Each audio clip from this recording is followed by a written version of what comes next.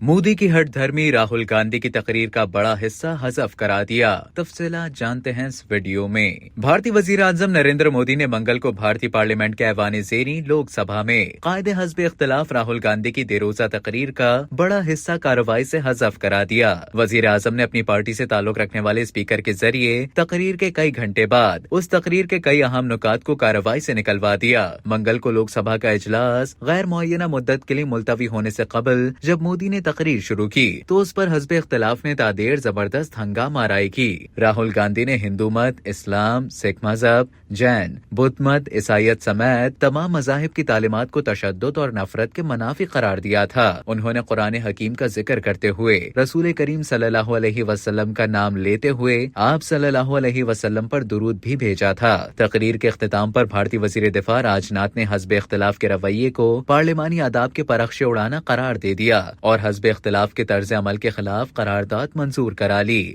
گزشتہ ربع صدی میں یہ پہلا موقع ہے کہ بھارتی پارلیمنٹ میں حزب اختلاف کے خلاف قرارداد منظور کی گئی ہو۔ راہل گاندھی جنہوں نے 2 گھنٹے طویل خطاب کیا تھا، مودی نے انہیں بالغ بدھی یعنی کہ بچکانہ سوچ کا حامل قرار دے دیا۔ تاہم اپنی پوری تقریر میں مودی نے بار بار راہل کو ہدف بنا کر ان پر نکتہ چینی کی، جن سے واضح طور پر خائف دکھائی دے رہا تھا۔